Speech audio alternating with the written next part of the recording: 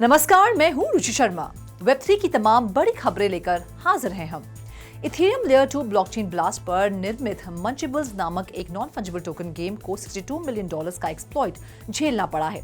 मंचेबल्स ने घोषणा की कि 26 मार्च को रात 9:33 UTC पर एक्स पोस्ट में उनके साथ समझौता किया गया था और कहा कि वह एक्सप्लॉइटर की गतिविधियों पर नजर रख रहा था और ट्रांजैक्शन को रोकने का प्रयास कर रहा था।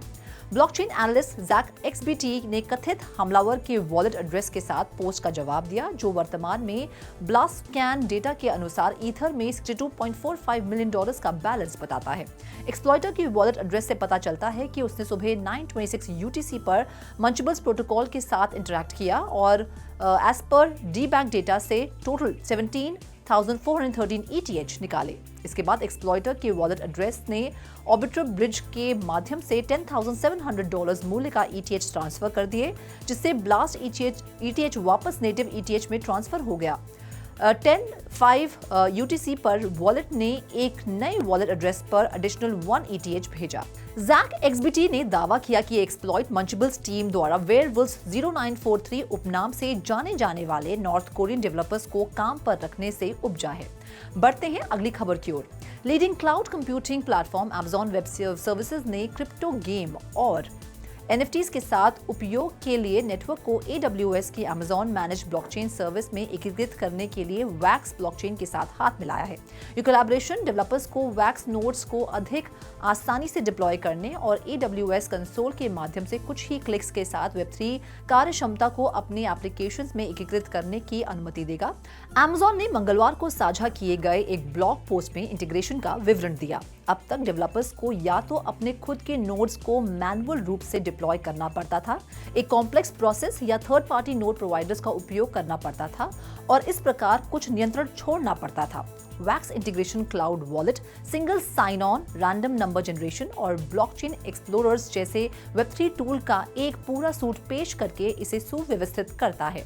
बाकी अहम खबरों के लिए करते हैं विशाखा का रुख। इथेरियम के को-फाउंडर विटालिक बुटेरिन ने हाल ही में मेटावर्स के प्रति संदेह व्यक्त किया। इसके करंट परसेप्शन और मार्केटिंग की आलोचना की। सोल में BUIDL एशिया कॉन्फ्रेंस में अपनी उपस्थिति के दौरान बुटेरिन ने मेटावर्स की प्रचलित समझ को चुनौती देते हुए अपनी चिंताओं को स्पष्ट किया। विटालिक बुटेरिन के अनुसार मेटावर्स की कल्पना एक डिसेंट्रलाइज्ड वर्चुअल वर्ल्ड के रूप में की गई है। ऐसा माना जाता है कि इसकी नींव में immersive social experiences, avatars, augmented reality और ब्लॉकचेन टेक्नोलॉजी तक ही शामिल है। बुटेरिन का दृष्टिकोण डिजिटल दुनिया के विभिन्न तत्वों को एकीकृत करने की आवश्यकता पर प्रकाश डालता है। इनमें मेटावर्स की क्षमताओं को पूरी तरह से साकार करने के लिए क्रिप्टो करेंसी, VR, AR और AI शामिल है। उनका मानना है कि इन कंपोनेंट्स को सार्थक तरीके से जोड़कर कोई वास्तव में इमर्सिव और डिसेंट्रलाइज्ड वर्चुअल एनवायरनमेंट को अनलॉक कर सकता है। अब बढ़ते हैं अगली खबर की ओर। वर्चुअल वर्ल्ड्स के लिए अपने इनोवेटिव अप्रोच के लिए प्रसिद्ध TCG world immersive game play, state of the art HDRP graphics और इंटरैक्टिव पॉसिबिलिटीज की एक विशाल श्रृंखला को जोड़ती है। यूनिटी के साथ विकसित और AAA स्टूडियो प्रोफेशनल्स की एक टीम द्वारा तैयार किया गया TCG वर्ल्ड ने खुद को डिजिटल क्षेत्र के भीतर गेमिंग, बिजनेस और सोशल इंटरैक्शन के लिए एक प्रीमियर डेस्टिनेशन के रूप में स्थापित किया है। स्केल के साथ पार्टनरशिप मेटावर्स और ब्लॉकचेन क्षेत्रों में सबसे गंभीर चुनौतियों में से एक को संबोधित करती है। स्केलेबिलिटी और ट्रांजैक्शन फीस।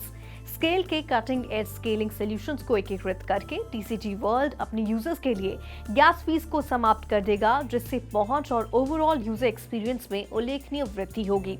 ये इंटीग्रेशन न केवल एक सहज, अधिक आकर्षक मंच सुनिश्चित करता है, बल्कि भविष्य के विकास और इनोवेशन का मार्ग भी प्रशस्त करता है। Over to you Roshni.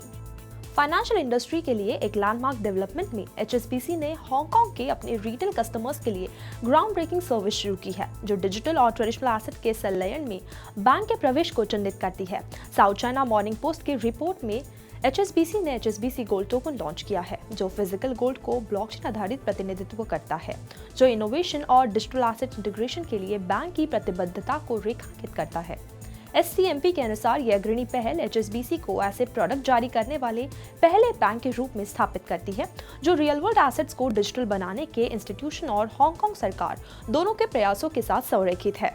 HSBC gold token अब बैंक के ऑनलाइन बैंकिंग और मोबाइल ऐप प्लेटफॉर्म के माध्यम से उपलब्ध है, जो कस्टमर्स को सोने में निवेश और प्रबंधन करने का एक नया तरीका प्रदान करता है। ब्लॉकचेन पर फिजिकल एसेट्स को टोकन देने का कॉन्सेप्ट नहीं है, लेकिन ऐसे एसेट्स की ग्लोबल वैल्यू 2023 में $1 बिलियन से अधिक हो गई, जो उनकी बढ़ती पॉपुलैरिटी और एक्सेप्टेंस को उजागर करती है। तो आज के लिए फिलहाल इतना ही। ऐसी वेब3 से जुड़ी खबरों के लिए देखते रहिए 3.0 टीवी। ऐसी और ज़्यादा अपडेट्स के लिए हमारी वेबसाइट www.3versetv.io पर लॉग ऑन करें या फिर स्कैन करें QR कोड। Thank you.